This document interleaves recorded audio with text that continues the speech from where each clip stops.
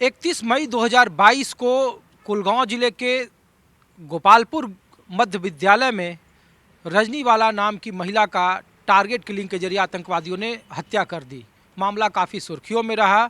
अब उसके तकरीबन 8 महीने बाद न्यूज़ 24 रजनीवाला के गांव में, जो सांबा जिले से 5 किलोमीटर आगे है, नानकपुर गांव है, और उनके गांव के उनके घर में है। माहौल क्या है जम्मू कश्मीर का? भारत जोड़ो यात्रा चल रही है और राजनीतिक दलों की दलीलों में अपने अपने दावे हैं, अपने अपने दम हैं, जिसके बूते इस जम्मू कश्मीर के धारा 370 के हटने के 3 साल के बाद क्या कुछ बदला और क्या कुछ बदलाव की ज़रूरत है, इसको लेकर अपने तरीके से दावे किए जा रहे हैं। लेकिन न्यूज़ 24 आपको रजनीवाला के गांव के उनके घर में लाया है कि हादसे के तकरीबन 8 महीने बाद भी आखिर उनके परिवार वालों का क्या हालत है, जो दावे किए गए उनकी दावों में कितना दम है। तो माहौल क्या है, मैं रजनीवाला के गांव नानकपुर के उनके घर से आप देखिए खास पेशकश, उनके गांव की तस्वीर में दिखा रहा हूं। उनका घर है ये देखिए, ये घर रजनीवाला की जब हत्या कर दी गई थी आतंकवादियों के द्वारा, उसके महज कुछ महीने पहले ये घर बनकर तैयार हुआ था, लेकिन इसी बीच उनकी हत्या हो जाती है और ये घर वीरान पड़ा है। तो ये देखिए, ये तस्वीर है। हम लोग यही पूछना चाह रहे, देखिए मैं तस्वीर भी देख रहा था मैडम का, तो ये घर तो बड़ा वीरान लग रहा होगा आपको राजकुमार जी। हाँ, मैं बताऊँ आपको कि 2-2.5 साल पहले हम यहाँ शिफ्ट हुए थे। हाँ। पहले जॉइंट फैमिली में रहते थे, 3 भाई हैं हम। तो यहाँ शिफ्ट हुए थे, हमने बड़ा नया नया मकान बनाया था, बड़ा शौक था मैडम को हमें, तो हुए थे। तो उसके बाद ये जब हादसा हो गया तो फिर मैं अकेला रह गया गुड़िया के साथ। अब अकेला मैं, बेटी आपकी एक बेटी है जो अभी पढ़ती है? हाँ जी, जो अभी पढ़ती है 8th में। तो वो अकेला नहीं, सरकारी खर्चे पे पढ़ रही है? आप सरकार ने नहीं, सरकार ने कोई मदद नहीं की। वो मैं अपने खुद ही अपने ही पैसे से पढ़ा रहा हूँ उसको। जबकि देखो, ये मैं आपको ये बात कहना चाहता हूँ सर, कि जैसे पहले हमारे यहाँ सरकारें थी ना, यहाँ सिस्टम था, अगर किसी के साथ ऐसा हादसा हो जाता था तो एक तो सरकार जो कंपनसेशन देती थी वो तो देती थी, जॉब भी देती थी घर वालों, किसी के घर के मेंबर को, और उसके बाद उसके साथ साथ उसकी जो सैलरी थी गवर्नमेंट एम्प्लॉय की, वो कंटिन्यू रहती थी जी। कब तक? जब तक उसकी रिटायरमेंट एज तक वो कंटिन्यू रहती थी। लेकिन बड़े अफसोस की बात है, ये मैं आपके माध्यम से कहना चाहता हूँ, बड़े अफसोस की बात है कि 31 मई को उसकी डेथ होती है।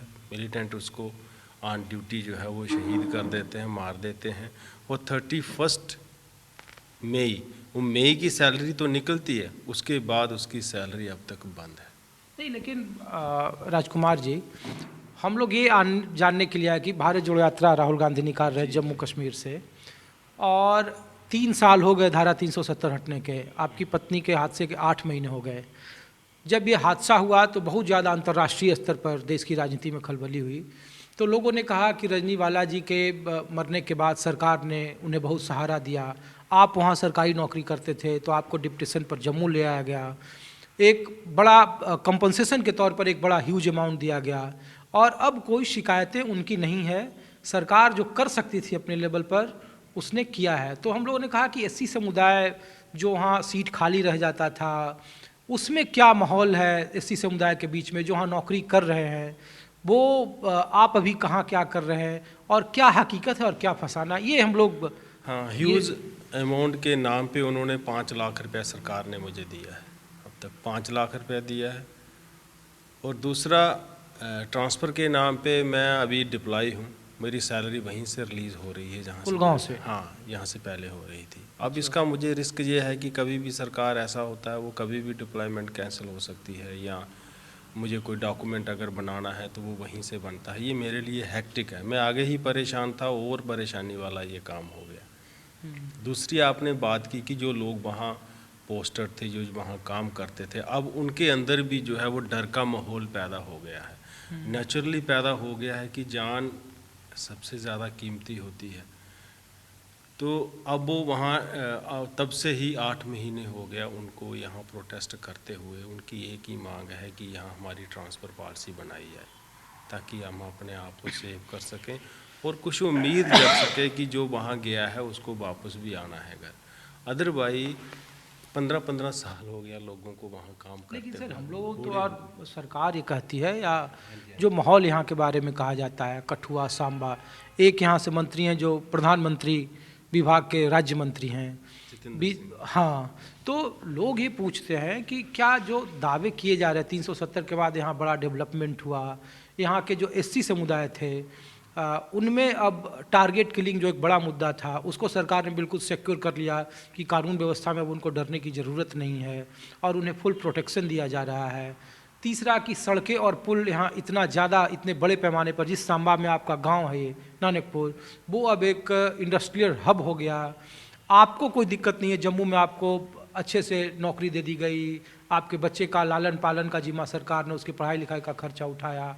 तो क्या ये सब सच है या फिर इसके पीछे कुछ और है, ये दर्शक जानना चाहता है। बच्चे का खर्चा तो मैंने बताया कि मैं खुद ही कर रहा हूँ उसको, जी जी, उसकी फीस, उसका सब कुछ जो मैं खुद ही कर रहा हूँ। सरकार ने इसके लिए कुछ नहीं किया है, उन्होंने बिल्कुल खर्चा नहीं दिया उसके लिए।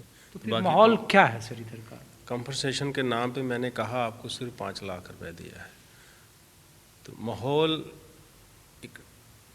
जो लोग वहाँ काम करते थे उनके अंदर थोड़ा डर का माहौल है। और मैं भी ये सोचता हूँ कि जिस हिसाब से सरकार ने मेरे साथ खड़े रहना चाहिए था विक्टिम की फैमिली के साथ, ऐसा तो नहीं रही है देखते हुए। एक तो उनकी, हमने ये जब एलजी साहब हमारे घर आए थे, उसके बाद आए थे वो 10 दिन से पहले वो हमारे घर आए थे, तो उनके आगे हमने बस यही मांगे रखी थी। एक तो उसकी सैलरी जो है वो रजनीवाला की, वो शुड भी वो कंटिन्यू रहनी चाहिए टिल हर रिटायरमेंट एज तक, क्योंकि एक तो वो ऑन ड्यूटी शहीद हुई थी, इसमें उसका कोई कसूर नहीं था, हमारा कोई कसूर नहीं था। अगर किसी कहीं फॉल्ट रह गया हो तो वो एडमिनिस्ट्रेशन की तरफ से होगा, सरकार की